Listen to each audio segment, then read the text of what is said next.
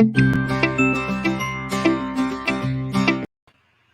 right, enough of that. We're already late. I'm so excited about today's show, and I'm excited mainly for my guest. I'll be really honest with you. I think he is the coolest human being in customer experience by far. Maybe one of the cooler human beings on the planet, but that's for you to determine.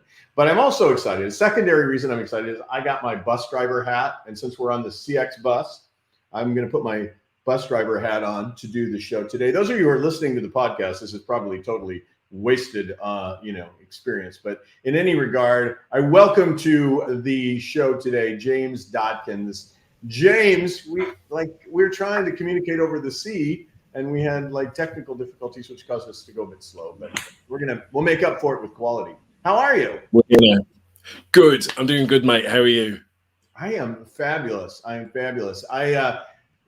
You're the CX Rockstar. Do you want to give some background on how you go from being a performing musician to a customer experience expert?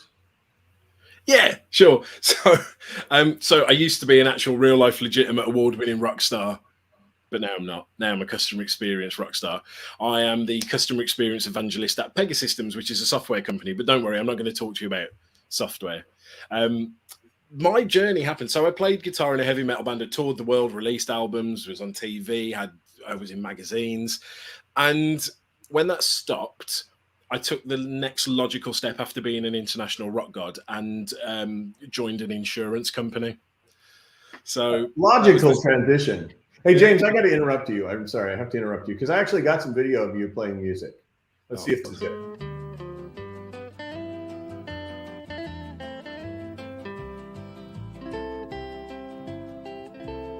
Okay, maybe that wasn't you. Maybe this is you.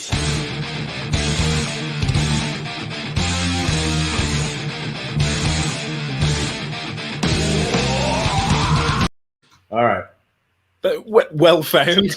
One of those was you. It was the first one. Yeah, right. Sure. I had to go long and hard to find something so schmaltzy that you would cringe when I popped it up. I liked it. I all right. So you were thrashing and throwing your body into contortions, and now you're trying to help people deliver better experiences. It's a logical flow, and through the insurance company route is sweet. Really. Well, that was the start of my corporate career, and I went through the corporate landscape as you do. And the thing is, I'd created this corporate persona for myself because I thought that was the way you had to be in the. Anyone about my music career, because they would have all, the assumption was that there would have been preconceived notions about me and what I'd done, and they would have all been correct. So I didn't want people to have them. So I struck out on my own after a while, started doing consultancy and training, and I was still being this corporate bod with suit and tie, briefcase. The problem was I was miserable because I was spending so much of my time in any given day trying not to be me. And there was a conversion of lots of things that happened, but in the end, as you know, the customer experience space was getting so saturated. I was like, you know what can I do that's going to make me stand out a little bit? What can I do that's going to make me a little bit more memorable? And it occurred to me that, and it was a quote from Jerry Garcia from the Grateful Dead that made everything dawn on me. And it's, don't try and be the best in the world at what you do. Be the only person in the world that does what you do. And I was like, you know what? I got this really cool music career that I never tell anyone about because I was almost embarrassed by it in a way. And then I've got this love of customer experience that's organically grown over the years. Why not put it together and talk to the world about customer experience through the lens of music? And it turns out, actually, they're kind of the same thing. And that's where I got my love of customer experience. I didn't realize it at the time, but for me, putting on a show for your fans night after night is exactly the same as building experiences for customers day after day. So that's sort of a whistle-stop tour of how I went from real life, actual, legitimate award-winning rock star to customer experience rock star.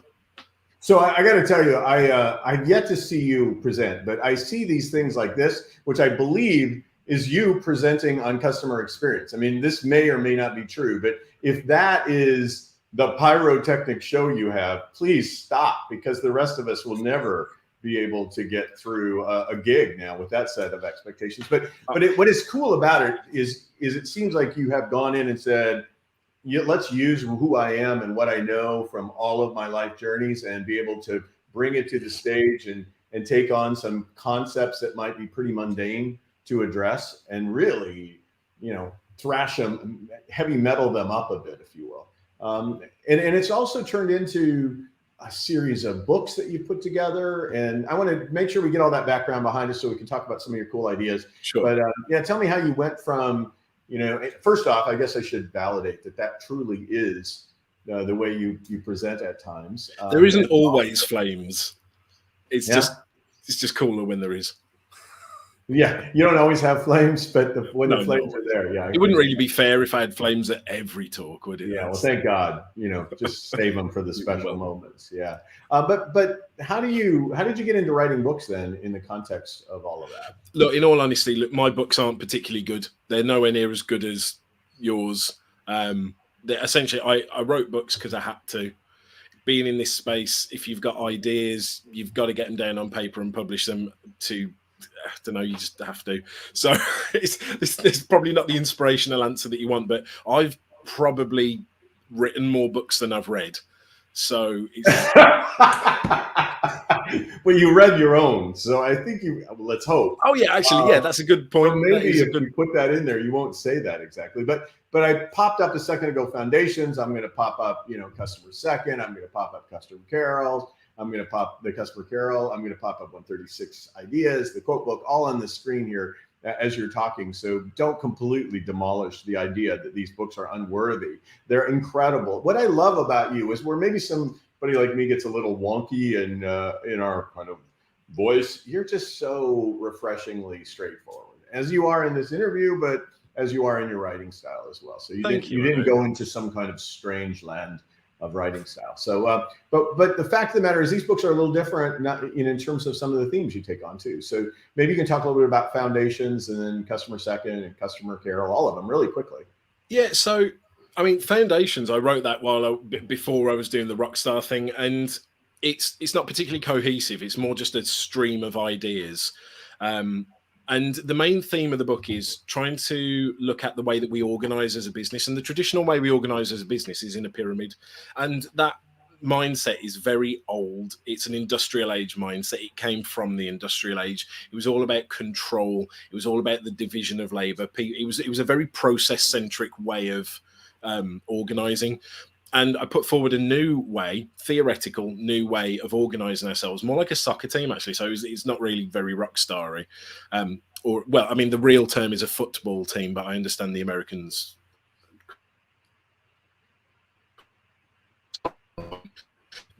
The idea is, how can you call yourself a customer-centric company when the customer's not even on the map? This idea of moving from an organogram, which is the pyramid, to an organosphere, which is concentric circles, actually has the customer in the middle. And then you start to understand that there's only really two roles in the business. There's the people that serve the customer, and there's the people that support the people that serve the customer. And it's organizing by experience rather than by skill set, because that's what we do. We put people together by skill set rather than put people together based on their ability to deliver customer success. So that's that book. Put Your Customer Second isn't finished. I started writing it ages ago and then got sidetracked. So, but again, the idea of that was trying to research companies that have put their customers first by putting their customers second and putting their employees what first. The heck do you have a book on your website that's not finished? I'm fairly confident. It says coming soon afterwards. Under the thing, it says coming soon. I missed the coming soon. I was so excited that I love the topic, because I think there's a huge raging debate out there that's totally, chicken egg stuff that's absurd about what is more important, the customer first or the customer second.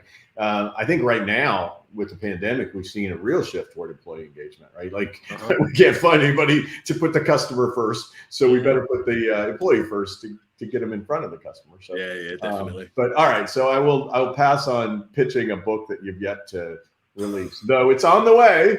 It'll be grand for 2022. All right, let me put you back on full screen so you can talk about a customer carol. And then I think that's finished. 136 ideas. I think there's only 135 of them that's actually done. And then the quote book. We'll get out through all those three really quick. So customer carol. I wrote and published that book in 2 days. So, when I said these aren't very good, I wasn't lying to you. I wasn't being like fake humble. I'm just being honest. what it was, me and a friend were having a conversation. A Christmas Carol was on the TV, Charles Dickens' Scrooge. And I said, ha ha ha, wouldn't it be funny if there was a version of that story, but instead of the guy hating Christmas, he hated his customers? And my friend said, well, you write books, you should do it. And I went, okay then. So Saturday morning, sat down, wrote it, published it on Amazon Sunday night. By Monday morning, it was available to buy. It was essentially the story's already there. I just had to change the word Christmas to customer a lot. There were some other changes too.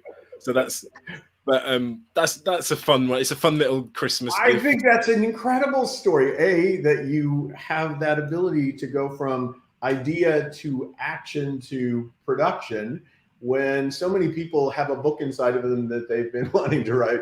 Kind of like maybe. I know, and then I come along and do one in 2 days. Exactly. You're really upsetting someone probably, but you're inspiring others. And then if you could only take a lesson from yourself on customer second. Okay, 136 ideas. So please tell me this took 3 days at least, please. No, it took a little longer. But again, it's 136 ideas for Rockstar employee engagement, and that's literally what the book is. Each page, there's like 136 pages, maybe a couple more because there's an intro and an outro. But each page is an idea. There's a fun little drawing on there, and it's just an idea that you can pick up and open and go, I might do that today. The reason why there's 136 ideas is because essentially that's when I got bored. Because originally I was going to do 99. Then I had more than 99. So I was like, okay, let's go to 199. And then at 136, I was like, yeah, that'll do.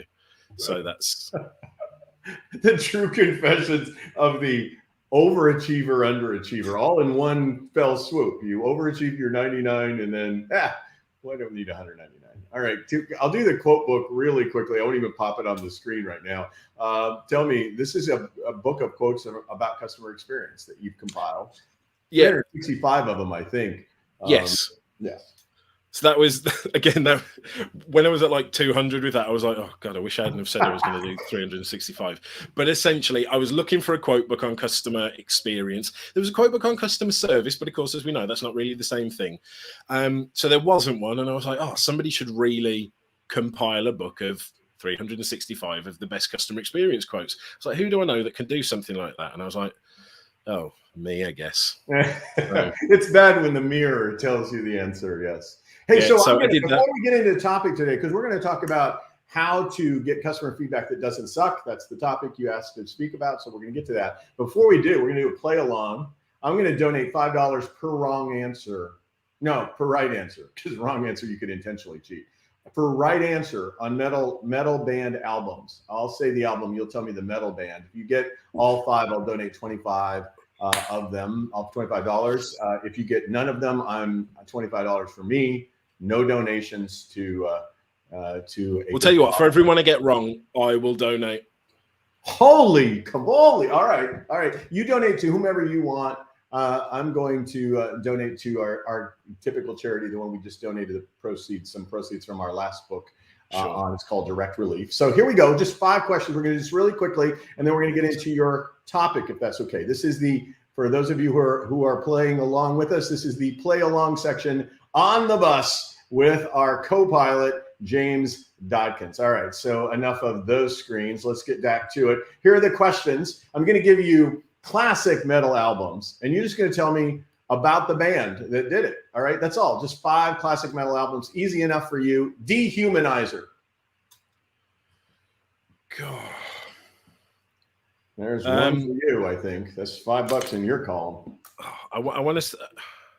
Because you're saying classic ones, it's throwing me off a bit. See, I want to say Fear Factory, but I don't know if that's correct or not. It's Black Sabbath.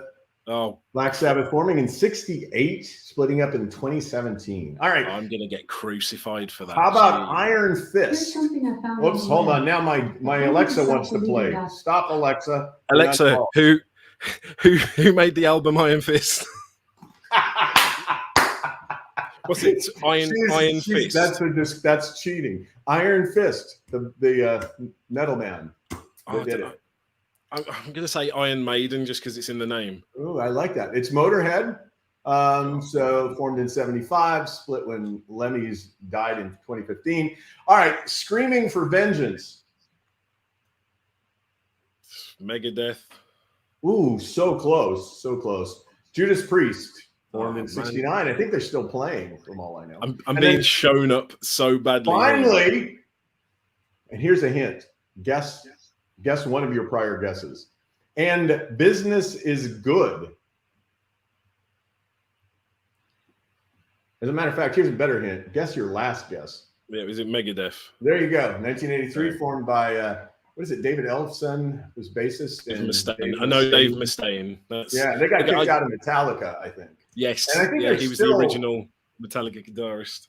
Yeah, and they're still kicking around. I think they were going to tour before COVID, and they're what you've got to realize is us millennials don't really consume albums anymore. We listen because I am a millennial. I'm on the cusp. I mean, I'm in the weird bracket of where I hate millennials, but I technically am one. Oh, right. All right. So that's such an excuse. That sounds like a millennial excuse to me. It is, yeah. Let me give a question to the audience for them to play along. Either you can put it in the chat today, or if you would rather just answer, send me an email giving me the answer. Here's the question, and I'll give you 2 questions. I'll give you a copy of Stronger Through Adversity for one and Airbnb for the other. The first question is for Stronger for Adversity book, if you're the first with the correct answer. This person should have been a guitarist. They followed Jimi Hendrix around quite literally during his tour in the late 1960s. However, they're better known for sitting down at a piano and a voice that will never be replaced. Rock band lead singer. All right. And then the second one for a copy of The Airbnb Way. In 1997, the race to #1 Christmas song was between the Spice Girls and the most unexpected group on the planet. Tell me who the group was that was chasing the #1 position in 1997 for the charts right around Christmas. All right, that's the play along for. Let's get to the topic at hand now. Cool. And you owe $20 and I owe $5, and that's good. I like that. All right. We're going to get you out of here in a few minutes. So let's get you to answer my question. What are people doing wrong with getting customer feedback, and how do they make it so it doesn't suck? The thing is, it's like, so my question to you is, have you ever done a feedback survey? Oh, absolutely. Every day almost, it seems like. Have you ever, well, if you do them often, maybe this will skew the answer, but have you ever been contacted as a result of your answer on a feedback survey? No, it did not skew your answer. Well, here's a different question. Have you ever enjoyed filling in a feedback survey? I don't think so. I mean, I try to help companies do better ones, so I hope I enjoyed the iterations, but I don't even think we ever got to enjoy it. No. Well, I think a lot of companies see customer feedback surveys as a way to measure an experience, but they forget that the survey in and of itself is an experience. And there's loads of reasons that I don't actually like feedback surveys at all, right? We won't get into that today, but it doesn't really matter how many good arguments I've got against doing customer feedback surveys at all. You're all still going to do them. So my premise is, if you are going to do them, the least you could do is make them not suck. So there are some ideas and things that you can start to do to make your customer feedback surveys not suck so much. And I thought that would be a really cool thing to talk about today. Well, please just riff on this. You've got the lead. You've got the guitar solo. Go. Well, the first thing is, right, this is the first bit of advice. Take it yourself. Once you've actually done this customer feedback survey, once you've created it, take it yourself. Your colleagues take it, make people within your organization take it, make your friends and family do it, and get some feedback on it, some feedback on the feedback survey, which is a bit. But many times, if you go through it yourself, you start to realize, wow, this sucks. Maybe there's a way we could make it less sucky. And what I want you to look at, and the questions I want you to ask while you're taking this survey for yourself is it relevant? Is it boring? Or is it stupid? Right. Ooh. So imagine a Venn diagram, right? A lot of people's customer feedback surveys sit right in the middle. They're not relevant. They're very boring, and they're asking stupid questions. So you want to make sure you're not doing any of that. So while you're going through it, do that. So that's my first bit of advice. Take it yourself and ask those questions. Ouch! That's going to hurt a lot of people. A lot of people's feelings. It probably is, but I haven't really got time to. to skirt around it. All right, forget their feelings. On to the second point in your phenomenal, straightforward advice. The second one is ask better questions. Don't question it that you wouldn't ask someone in real life. You wouldn't bring your partner a cup of tea or a cup of coffee, and they go, and you go, hey, on a scale of 1 to 10, would you recommend that cup of coffee? You wouldn't do it. Maybe ask some more interesting questions that people might enjoy answering a little bit more. So there are some examples, things like, if you were the CEO for a day, what would you do differently? Oh my goodness, I just asked that question. I just want to tell you, I asked that question as a routine to customers when I'm doing direct surveys with them. So I love that you like my question, but I do use the NPS a lot. So the thing is, people are going to keep doing NPS because it's an industry benchmark, and they're going to keep doing it. But it doesn't mean to say you can't ask other questions as well to pad. Right. So if you were just really wonky like that in all your questions, that could be a problem. But using one of those so you have a benchmark is reasonable. All right. So I like it. What if you were the CEO for a day? All right. Yeah, or other questions like that you can brainstorm. Other things about personalize it. So we all get those ones. Dear valued customer. You could at least use a customer's name for a start. That is the least smallest effort you could make. But personalize it by looking at the customer's purchase history, looking at who they were served by. You could pair this with the good question. You could say, today you were served by Mark, and you bought a pair of Air Max trainers from Nike, and they were white, and you bought them in the New York store.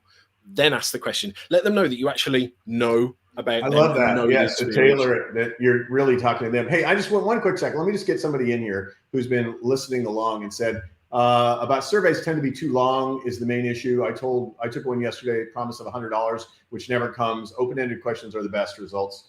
People want to see immediately after. Okay, thanks, Joe, for saying that. Yeah, your reaction is probably too long is a good bit of feedback, right? Yeah. So there's one example I've got. It's from an airline.